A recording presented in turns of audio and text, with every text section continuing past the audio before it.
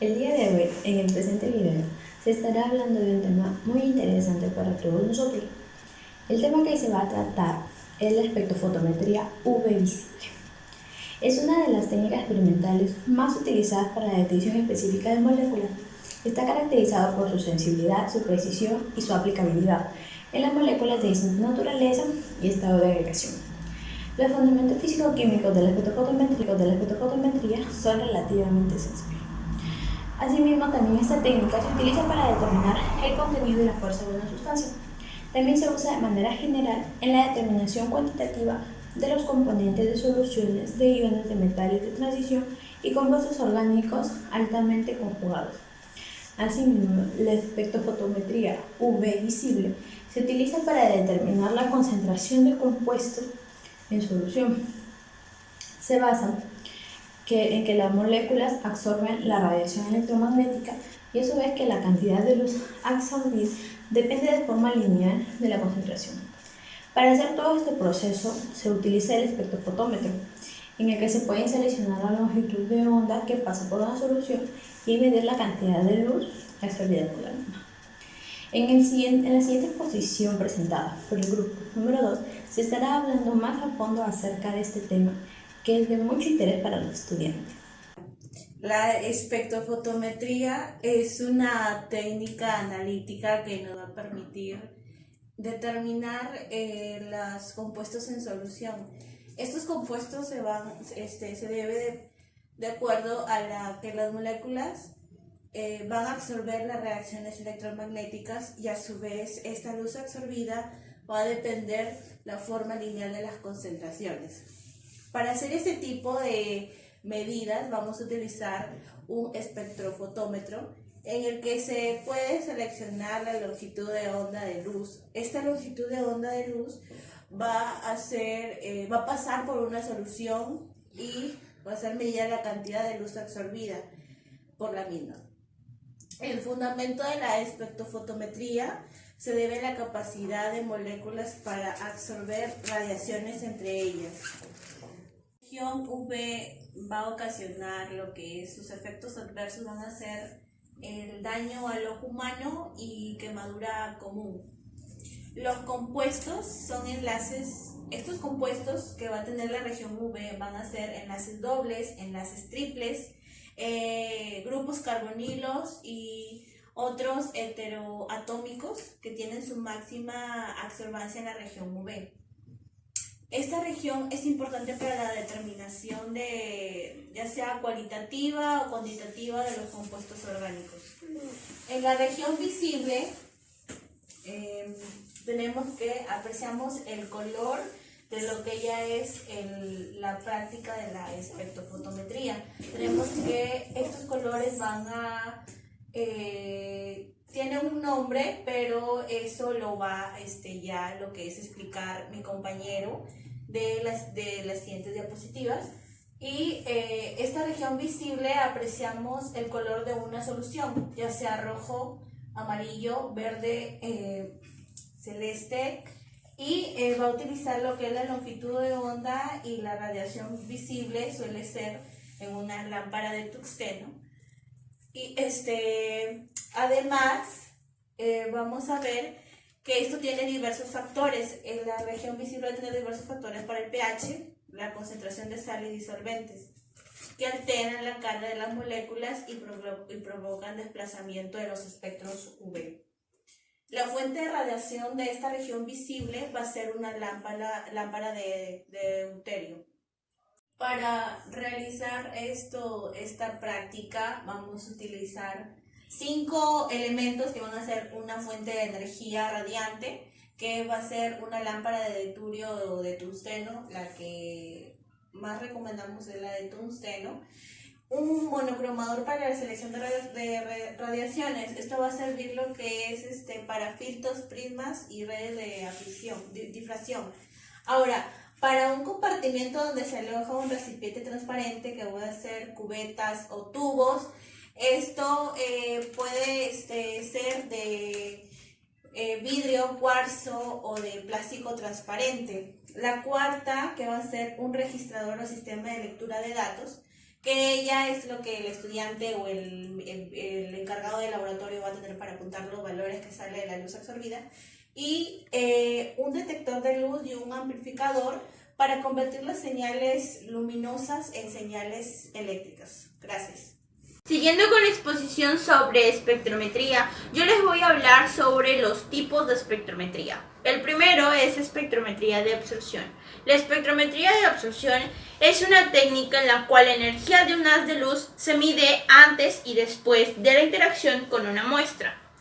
Cuando se realiza con láser del diodo ajustable, se le conoce como espectrometría de absorción.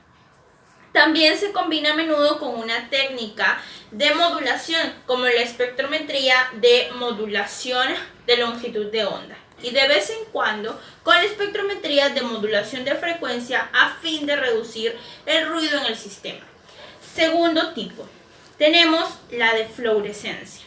La espectrometría de fluorescencia usa fotones de energía más elevada para el movimiento o la excitación de la muestra, que emitirá entonces fotones de inferior energía.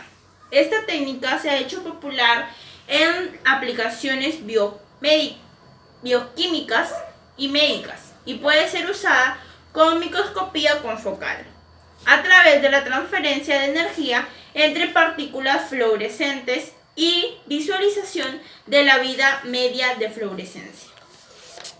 Es espectrometría de rayos X. Cuando los rayos X con suficiente frecuencia, energía, interaccionan con una sustancia, los electrones de las capas inferiores del átomo se mueven a orbitales vacíos externos, o bien son eliminados completamente, ionizándose el átomo. El agujero de la capa inferior se llena entonces con electrones de las orbitales externos. La energía disponible en este proceso de excitación se emite como radiación fluorescencia, o quitará otros electrones menos enlazados del átomo, como un efecto Auger. El cuarto es la espectrometría de llama. Las muestras de solución líquidas son aspiradas a un quemador o a una combinación de nebulizador o quemador, disolvatadas, atomizadas y a veces movidas por un estado eléctrico de energía más alta. El uso de la llama durante el análisis requiere combustible y oxidante. Espectrometría de emisión atómica. Este método usa la excitación de la llama. Los átomos son movidos por el calor de la llama para emitir luz. Este método suele usar un quemador de consumo total con una salida de incineración redonda. Se utiliza una llama de temperatura más alta que la usada en la espectrometría de absorción atómica para producir los movimientos de los átomos analíticos, ya que los átomos de analito están movidos por el calor de la llama. No es necesario ninguna lámpara elemental especial. Espectrometría de absorción atómica, a menudo llamada AA. Este método usa un nebulizador o prequemador para crear una niebla de la muestra y un quemador en forma de ranura que da una llama una longitud de ruta más larga. La temperatura de la llama es lo bastante baja como para no mover los átomos de la muestra de su estado basal. El nebulizador de la llama se usa para desolvatar y atomizar la muestra, pero la excitación de los átomos de analito se realiza mediante lámparas que brillan a través de la llama en varias longitudes de onda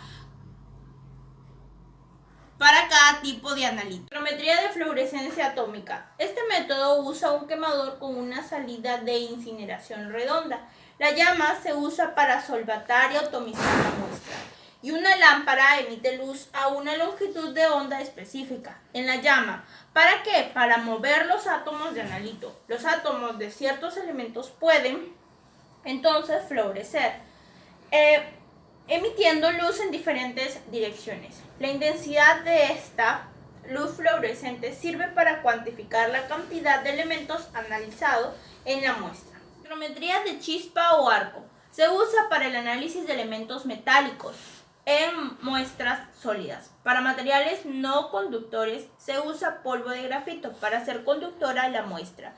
En los métodos de espectroscopía de arco tradicionales se usa una muestra sólida que es destruida durante el análisis. Un arco eléctrico o chispa se pasan por la muestra, calentándola a altas temperaturas para excitar o mover los átomos.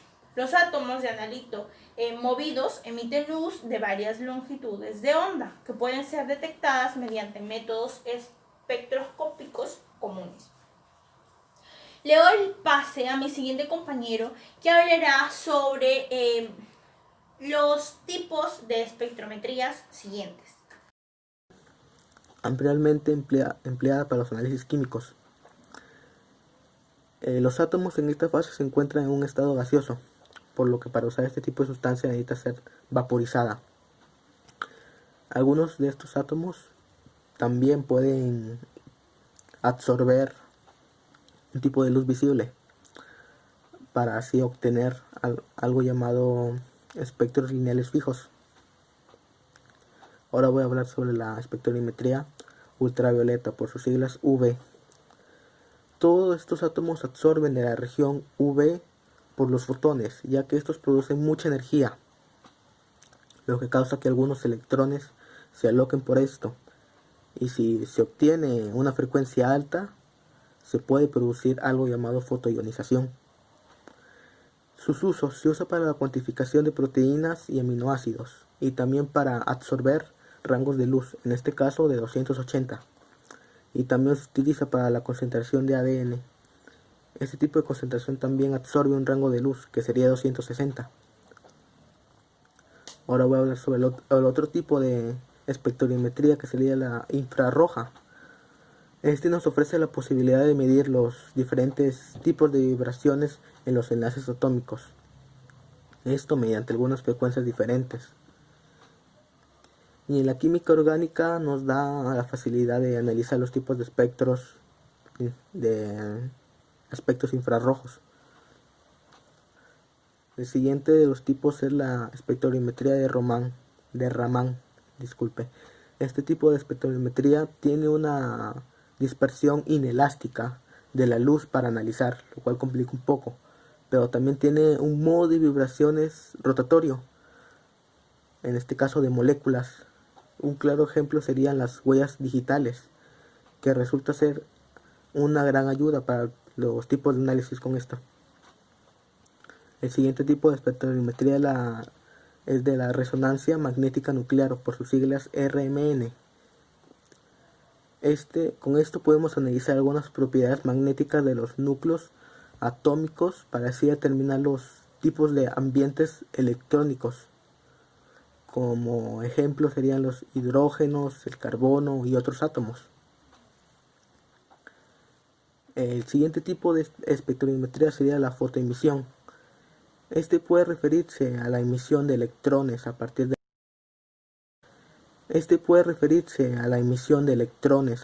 la materia de la emisión de los fotones.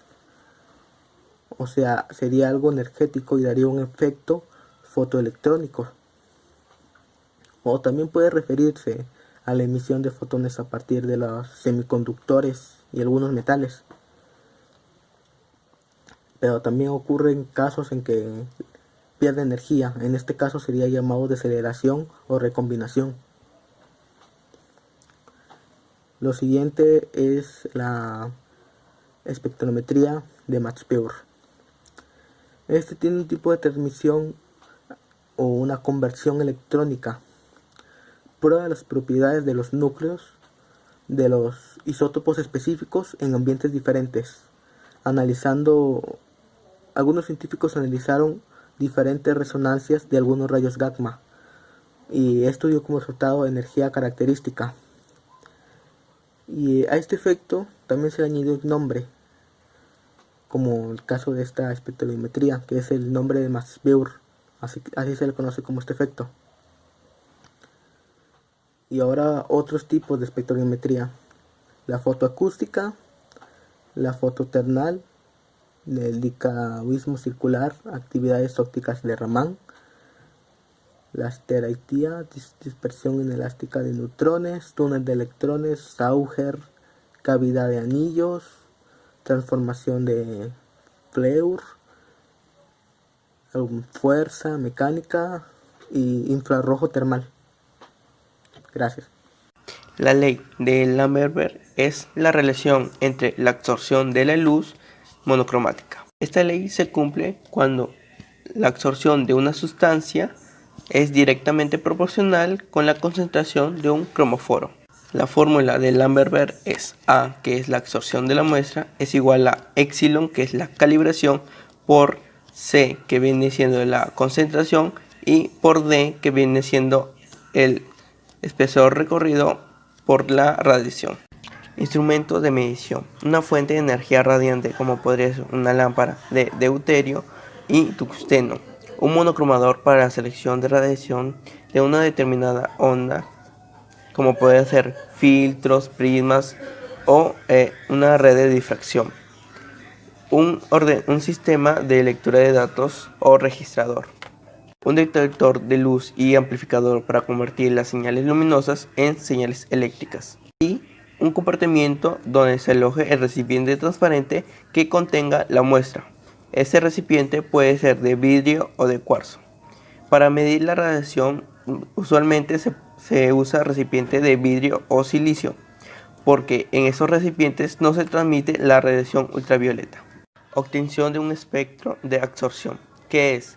Es una gráfica que indica la cantidad de luz absorbida. A partir del espectro de absorción obtenemos el valor de lambda, al que el compuesto presenta la mayor absorbancia. Dicho lambda se utilizará para hacer determinaciones cuantitativas y cualitativas del compuesto.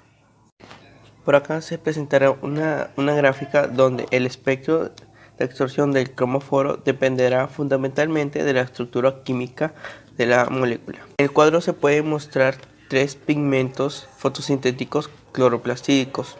Además, se puede observar que un compuesto puede tener más de un pico de absorción.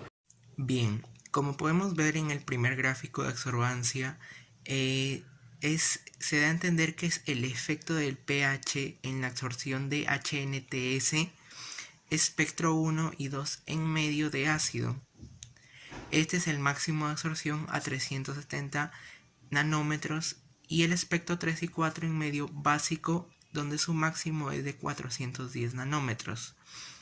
En el segundo gráfico podemos observar el desplazamiento del máximo de absorción y descenso de absorción cuando el HNTS se incuba con peróxido de hidrógeno a distintos tiempos, ya sea 0, 5, 10 y 15 minutos.